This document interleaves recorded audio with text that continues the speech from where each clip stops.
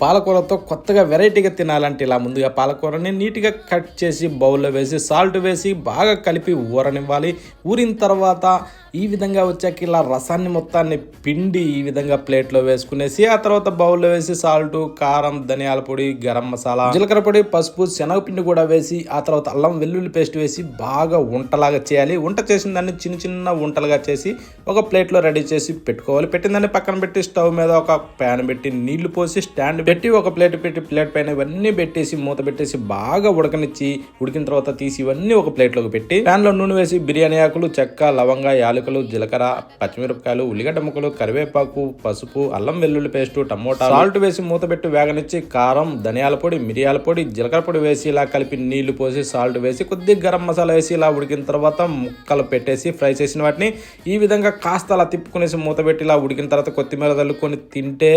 Super.